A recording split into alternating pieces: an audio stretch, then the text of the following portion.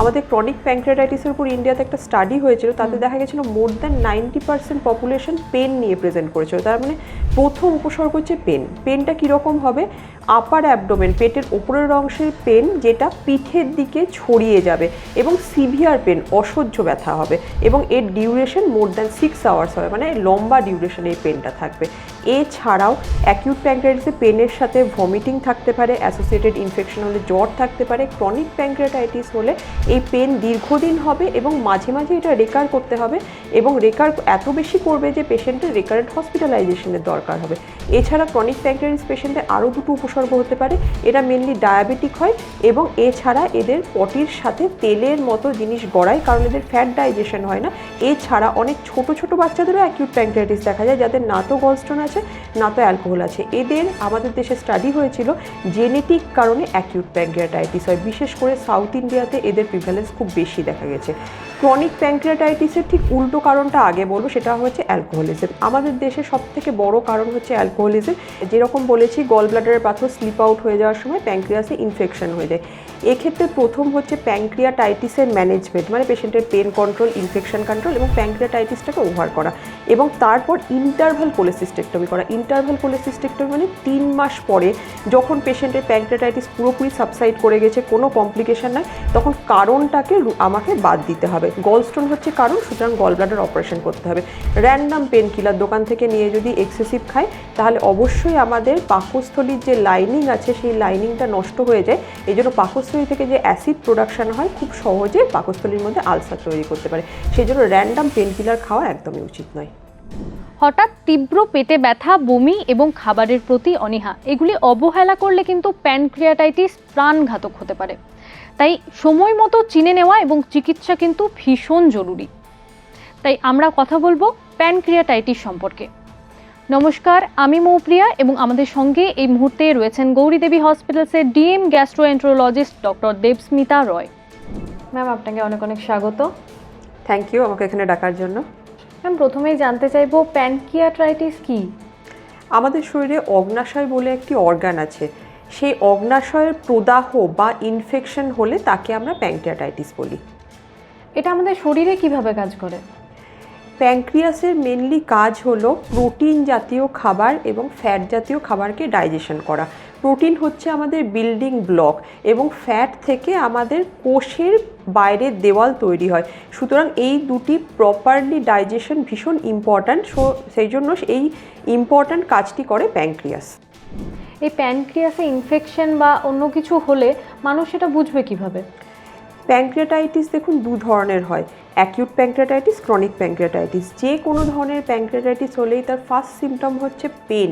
আমাদের ক্রনিক প্যানক্রিয়াটাইটিসের উপর ইন্ডিয়াতে একটা স্টাডি হয়েছিল, তাতে দেখা গেছিলো মোর দ্যান 90% পপুলেশন পেন নিয়ে প্রেজেন্ট করেছিল। তার মানে প্রথম উপসর্গ হচ্ছে পেন। পেনটা কীরকম হবে? আপার অ্যাবডোমেন, পেটের ওপরের অংশের পেন, যেটা পিঠের দিকে ছড়িয়ে যাবে এবং সিভিয়ার পেন, অসহ্য ব্যথা হবে এবং এর ডিউরেশন মোর দ্যান 6 আওয়ার্স হবে, মানে লম্বা ডিউরেশন এই পেনটা থাকবে। এছাড়াও অ্যাকিউট প্যানক্রিয়াটাইটিসে পেনের সাথে ভমিটিং থাকতে পারে, অ্যাসোসিয়েটেড ইনফেকশন হলে জ্বর থাকতে পারে। ক্রনিক প্যানক্রিয়াটাইটিস হলে এই পেন দীর্ঘদিন হবে এবং মাঝে মাঝে এটা রেকার করতে হবে এবং রেকার এত বেশি করবে যে পেশেন্টের রেকারেন্ট হসপিটালাইজেশনের দরকার হবে। এছাড়া ক্রনিক প্যানক্রিয়াটাইটিস পেশেন্টের আরও দুটো উপসর্গ হতে পারে। এরা মেনলি ডায়াবেটিক হয় এবং এছাড়া এদের পটির সাথে তেলের মতো জিনিস গড়ায়, কারণ এদের ফ্যাট ডাইজেশন হয় না, সেই ফ্যাটটা পটির সাথে বেরিয়ে যায়। এই প্যানক্রিয়াটাইটিস যাতে না হয় তার জন্য আমাদের কি কি করা দরকার? হ্যাঁ, অ্যাকিউট প্যানক্রিয়াটাইটিস কিংবা ক্রনিক প্যানক্রিয়াটাইটিস দুটোর কারণ সম্পূর্ণ আলাদা। আমাদের প্রথমে আমি অ্যাকিউট প্যানক্রিয়াটাইটিসের কারণগুলো নিয়ে আলোচনা করব। অ্যাকিউট প্যানক্রিয়াটাইটিসের কারণ আমাদের দেশে 1 নম্বর হচ্ছে গলস্টোন, 2 নম্বর হচ্ছে অ্যালকোহল। এবার গলস্টোন ডিজিজ যদি বহুদিন আনট্রিটেড থাকে, গল ব্লাডারের পাথর যদি আনট্রিটেড থাকে, তাহলে সেটা পাস আউট হয়ে বেরিয়ে যাওয়ার সময় প্যানক্রিয়াটাইটিস করে। এক্ষেত্রে প্যানক্রিয়াটাইটিসের ম্যানেজমেন্টের পর প্রপার টাইমে গল ব্লাডার অপারেশন করতে হবে। দ্বিতীয় হচ্ছে অ্যালকোহল। অ্যালকোহল খুব বড় এস্টাবলিশড কজ প্যানক্রিয়াটাইটিসের জন্য। অ্যালকোহলে যে ডাইরেক্ট টক্সিক সাবস্টেন্স থাকে সেটা প্যানক্রিয়াসে ইনফ্লামেশন করে। এছাড়া অনেক ছোট ছোট বাচ্চাদেরও অ্যাকিউট প্যানক্রিয়াটাইটিস দেখা যায়, যাদের না তো গলস্টোন আছে না তো অ্যালকোহল আছে। এদের আমাদের দেশে স্টাডি হয়েছিল জেনেটিক কারণে অ্যাকিউট প্যানক্রিয়াটাইটিস হয়, বিশেষ করে সাউথ ইন্ডিয়াতে এদের প্রিভ্যালেন্স খুব বেশি দেখা গেছে। ক্রনিক প্যানক্রিয়াটাইটিসের ঠিক উল্টো কারণটা আগে বলবো, সেটা হচ্ছে অ্যালকোহলিজম। আমাদের দেশে সবথেকে বড় কারণ হচ্ছে অ্যালকোহলিজম। দ্বিতীয় হচ্ছে ট্রপিক্যাল প্যানক্রিয়াটাইটিস বলে একটি রোগ আছে, যেটা সাউথ ইন্ডিয়াতে প্রিভ্যালেন্ট, এবং কিছু কিছু ক্ষেত্রে দেখা গেছে এর কারণ অজানা বা ইডিওপ্যাথিক, কিছু ক্ষেত্রে জেনেটিক কারণ। সুতরাং অ্যাকিউট প্যানক্রিয়াটাইটিসের কারণ বলতে গেলে 1 নম্বর কারণ হচ্ছে গলস্টোন ডিজিজ, 2 নম্বর হচ্ছে অ্যালকোহলিজম। রেয়ারলি যদি কোনো রিস্ক ফ্যাক্টর না থাকে বা বাচ্চাদের যদি হয় তাহলে জেনেটিক কারণ। ক্রনিক প্যানক্রিয়াটাইটিসের ক্ষেত্রে কারণ হচ্ছে 1 নম্বর অ্যালকোহল, এবং কিছু ক্ষেত্রে ট্রপিক্যাল প্যানক্রিয়াটাইটিস, সেক্ষেত্রে জেনেটিক কারণ থাকতে পারে। এই রোগটার কি বিশেষ কোনো লক্ষণ দেখা যায়? পেন হচ্ছে এর সবথেকে বড় লক্ষণ। পেন ছাড়া আমি কখনোই প্যানক্রিয়াটাইটিস ধরবো না। হ্যাঁ, কিছু মানে বলতে গেলে 1 to 2% পপুলেশনে ইনসিডেন্টাল আমাদের কাছে ফাইন্ডিং নিয়ে আসে যার প্যানক্রিয়াসে চেঞ্জেস আছে, কিন্তু সেক্ষেত্রে পেশেন্টের কখনোই পেন হয়নি। সেক্ষেত্রে অনেক সময় ডায়াবেটিক, নিউ অনসেট ডায়াবেটিক পেশেন্টদের ইভ্যালুয়েশনের সময় ইনসিডেন্টালি প্যানক্রিয়াটাইটিসের ফিচার পাওয়া যেতে পারে।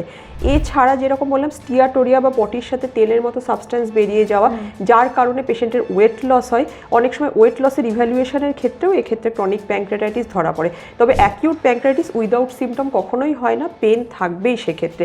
এছাড়া অ্যাসোসিয়েটেড সিমটম ভমিটিং থাকতে পারে, ফিচার্স অফ ইনফেকশন থাকতে পারে, লাইক ফিভার থাকতে পারে, অনেক সময় জন্ডিস থাকতে পারে পেশেন্টের। এই সমস্ত ফিচার নিয়ে অ্যাকিউট প্যানক্রিয়াটাইটিস প্রেজেন্ট করে।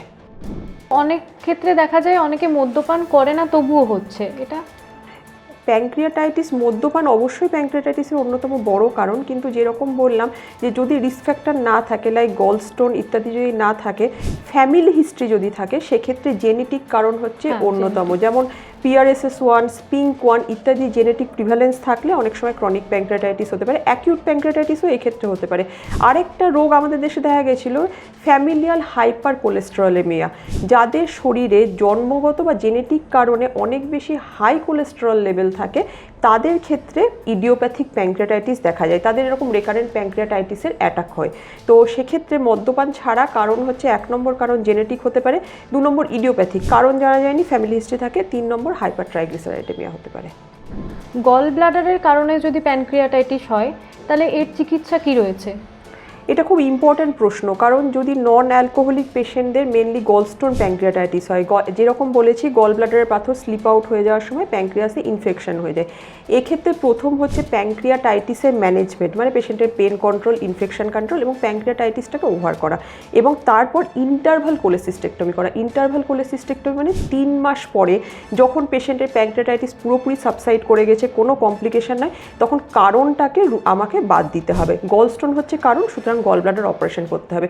সেই জন্য গলস্টোন প্যানক্রিয়াটাইটিসের ইম্পর্টেন্স হলো, যদি আমরা গল ব্লাডার সার্জারি করে দিই তাহলে পেশেন্টের ভবিষ্যতে আর অ্যাকিউট প্যানক্রিয়াটাইটিস হওয়ার সম্ভাবনা একদম বলতে গেলে নেই হয়ে যায়। সেই জন্য গলস্টোন প্যানক্রিয়াটাইটিস এমন একটা কারণ যেটা হচ্ছে treatable cause of pancreatitis. Cholecystectomy করলে এক্ষেত্রে প্যানক্রিয়াটাইটিস আর হওয়ার সম্ভাবনা থাকে না। পেটে ব্যথা হলে সাধারণত আমরা এবং যারা রয়েছে তারা অ্যাসিডিটির ওষুধ খেয়ে নেয়। এটার ক্ষেত্রে কি গ্যাস্ট্রাইটিসের সঙ্গে কোনো সম্পর্ক রয়েছে? অবহেলা করলে কি কোনো সমস্যা হতে পারে?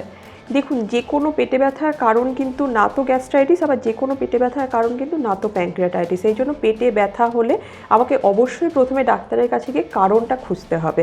এবং গ্যাস্ট্রাইটিসের সাথে প্যানক্রিয়াটাইটিসের কোনো সম্ভাবনা আছে কিনা, এটা একটাই শুধু যুক্তি আছে, ক্রনিক প্যানক্রিয়াটাইটিস পেশেন্টদের বারে বারে পেটে ব্যথা হওয়ার জন্য এনারা খুব পেন কিলার খেতে থাকেন, এবং বারবার পেন কিলার খাওয়ার কারণে তাদের গ্যাস্ট্রাইটিস হয়। সেক্ষেত্রে গ্যাস্ট্রাইটিসের জন্য পেন হতে পারে, কিন্তু যে কথা আমি আগে বললাম, প্যানক্রিয়াটাইটিসের পেন হচ্ছে সিভিয়ার, আপার অ্যাবডোমেন এবং পিঠের দিকে রেডিয়েট করে। টিপিক্যাল ক্যারেক্টারিস্টিক হচ্ছে প্যানক্রিয়াটাইটিসের পেন। সুতরাং এই ধরনের পেন যদি কেউ ফিল করে তাহলে সেক্ষেত্রে প্যানক্রিয়াটাইটিস রুল আউট করতে হবে। কিন্তু গ্যাস্ট্রাইটিসের পেন এত সিভিয়ার নয়, ফুডের সাথে অ্যাসোসিয়েটেড। খালি পেটে থাকলে বেশি হয় পেশেন্টের পেন, খাবার পরে পেন সাবসাইড করে। কিন্তু প্যানক্রিয়াটাইটিসের পেনটা ঠিক উল্টো, খাবার পরপরই পেশেন্টের পেনটা বেড়ে যায়। সুতরাং যদি খাবার সাথে রিলেশন যদি একটু অবজার্ভ করা যায় তাহলে খুব সহজেই গ্যাস্ট্রাইটিস এবং প্যানক্রিয়াটাইটিসের পেন কিন্তু রুল আউট করা যাবে। এবং যে কোনো পেন মানেই কিন্তু গ্যাসের ওষুধ খাওয়া বা গ্যাস্ট্রাইটিস নয়, প্রপার ইভ্যালুয়েশন করতে হবে, কারণটা খুঁজে বার করতে হবে, তার চিকিৎসা দিতে হবে, তাহলে সেই রুগী আর রেকারেন্ট পেনে ভুগবে না। আপনি যেটা বললেন পেন কিলার খেলে গ্যাস্ট্রাইটিস বাড়তে পারে, তো যে কোনো কারণে যদি পেন কিলার খাচ্ছে সেই কারণেই এটা হতে পারে? গ্যাস্ট্রাইটিস হতে পারে। যদি আপনার এক্সেসিভ এনসেড গ্রুপের ড্রাগ যদি খেতে পারে, নট প্যারাসিটামল এনসেড গ্রুপের মধ্যে পড়ে না, র্যান্ডাম পেন কিলার দোকান থেকে নিয়ে যদি এক্সেসিভ খায়, তাহলে অবশ্যই আমাদের পাকস্থলীর যে লাইনিং আছে সেই লাইনিংটা নষ্ট হয়ে যায়। এই জন্য পাকস্থলী থেকে যে অ্যাসিড প্রোডাকশন হয় খুব সহজে পাকস্থলীর মধ্যে আলসার তৈরি করতে পারে। সেই জন্য র্যান্ডাম পেন কিলার খাওয়া একদমই উচিত নয়। এর চিকিৎসা কি রয়েছে? অ্যাকিউট প্যাঙ্ক্রিয়াটাইটিসের কোনো দীর্ঘদিনের চিকিৎসা লাগে না। আমাকে প্রথমে অ্যাকিউট প্যাঙ্ক্রিয়াটাইটিস এলে খুব ইম্পর্ট্যান্ট হচ্ছে হাইড্রেশন করতে হবে, ফ্লুইড দিতে হবে, ফার্স্ট হচ্ছে হসপিটালাইজেশন করতে হবে। যে কোনো অ্যাকিউট প্যাঙ্ক্রিয়াটাইটিস পেশেন্ট কখনোই বাড়িতে রেখে চিকিৎসা করা যাবে না, হসপিটালাইজেশন করতে হবে। তারপর ভালো করে হাইড্রেশন করতে হবে, first 48 hour is very important, সেই সময় আমাকে হাইড্রেশন করতে হবে, পেন কিলার দিতে হবে, ইনফেকশনের ফিচার থাকলে অ্যান্টিবায়োটিক দিতে হবে। ডে 5 অফ পেনে আমাকে সিটি স্ক্যান করে দেখতে হবে প্যাঙ্ক্রিয়াটাইটিসের পরিস্থিতি কীরকম আছে। যদি দেখি পেশেন্টের খুব খারাপ ধরনের প্যাঙ্ক্রিয়াটাইটিস আছে, সেক্ষেত্রে ট্রিটমেন্ট স্ট্র্যাটেজি চেঞ্জ করতে হবে, পেশেন্টকে লম্বা ফলো আপে রাখতে হবে। এটা হলো অ্যাকিউট প্যাঙ্ক্রিয়াটাইটিসের পেন। যদি পেশেন্টের আন্ডারলাইন ক্রনিক প্যাঙ্ক্রিয়াটাইটিস থাকে, তাহলে ডে 5 সিটি স্ক্যানে কিংবা যে কোনো সময় সিটি স্ক্যান করা হলে ক্রনিক চেঞ্জেস আমাদের ধরা যায়। কিছু স্পেসিফিক সাইন্স আছে, সেটা দেখে আমরা বলতে পারি। সেই পেশেন্টদের কিন্তু দীর্ঘদিন প্যাঙ্ক্রিয়াটিক এনজাইম সাপ্লিমেন্ট দিয়ে রাখতে হয়, কারণ পেশেন্টের প্যাঙ্ক্রিয়াস কাজ করতে পারছে না। আফটার রিকভারি, পেন অ্যাবডোমেন থেকে রিকভারি হওয়ার পরও ওর পার্মানেন্ট ড্যামেজ হয়ে গেছে, সে ফ্যাট ডাইজেশন, প্রোটিন ডাইজেশনের এনজাইমসগুলো বের করতে পারছে না। সুতরাং আমাকে বাইরে থেকে সাপ্লাই করতে হবে, যাতে পেশেন্টের এই ডাইজেশনগুলো হ্যাম্পার্ড না হয়, এবং তার সাথে কিছু অ্যানালজেসিক দিয়ে রাখতে হবে প্যাঙ্ক্রিয়াসের স্পেসিফিক, যাতে পেশেন্টের রিকারেন্ট পেন না হয়। তার সাথে প্রিভেনশনের জন্য ক্রনিক প্যাঙ্ক্রিয়াটাইটিস পেশেন্টকে অ্যালকোহল এবং টোব্যাকো স্ট্রিক্টলি বন্ধ করতে হবে। যে কোনো অ্যাকিউট কিংবা ক্রনিক প্যাঙ্ক্রিয়াটাইটিস পেশেন্টকে লো ফ্যাট ডায়েট খেতে বলতে হবে, যাতে পেশেন্টের রিকারেন্ট পেন না হয়, কারণ ফ্যাট ডাইজেশন হতে পারছে না। এবং এছাড়া একটু ডিসিপ্লিন লাইফ লিড করতে হবে, অ্যালকোহল বন্ধ করতে হবে, স্মোকিং বন্ধ করতে হবে, এগুলো একটু ফলো করতে হবে। মানে লাইফস্টাইল মডিফিকেশন। হ্যাঁ, 1 নম্বর হচ্ছে লাইফস্টাইল মডিফিকেশন। বিশেষ করে ক্রনিক প্যাঙ্ক্রিয়াটাইটিসের ক্ষেত্রে যদি বলি, লাইফস্টাইল মডিফিকেশন হচ্ছে ফার্স্ট, তারপরে হচ্ছে মেডিসিনস। কারণ দেখা গিয়েছে ক্রনিক প্যাঙ্ক্রিয়াসের কারণ হচ্ছে অ্যালকোহল, কিন্তু ডিজিজ প্রোগ্রেশনের ক্ষেত্রে দেখা গিয়েছে যে পেশেন্ট অ্যালকোহল বন্ধ করে দেওয়ার পরও ডিজিজ কিন্তু আন্ডারলাইন এগোতে থাকে। তখন স্টাডি হয়েছিল যে এটা কেন হলো, তখন দেখা গেছে যে এটার কারণ হচ্ছে টোব্যাকো। অ্যালকোহল বন্ধ করে দেওয়ার পরও পেশেন্টরা এনি ফর্ম অফ টোব্যাকো, খৈনি, গুটখা, তামাক ইউজ করছে, এবং এটা ডিজিজকে প্রোগ্রেস করছে, এবং দেখা গেছে 5% পেশেন্টে তাদের প্যাঙ্ক্রিয়াটিক ক্যান্সারেও কনভার্ট হয়েছে। সেই জন্য অ্যালকোহল বন্ধ করার পরও ক্রনিক প্যাঙ্ক্রিয়াস পেশেন্টদেরকে এই অ্যাডভাইস দিয়ে ছাড়তে হবে যে আপনার কোনোভাবে টোব্যাকো নেওয়া চলবে না। ম্যাম, আপনাকে অনেক অনেক ধন্যবাদ। Thank you. আপনারা শুনলেন আমাদের বিশেষজ্ঞ কি বললেন। এই বিষয়ে যদি আপনাদের আরও কিছু জানার থাকে, তাহলে আমাদের ইউটিউব চ্যানেল রয়েছে, সেখানে কমেন্ট করতে পারেন। সুস্থ থাকুন, সতর্ক থাকুন। ধন্যবাদ।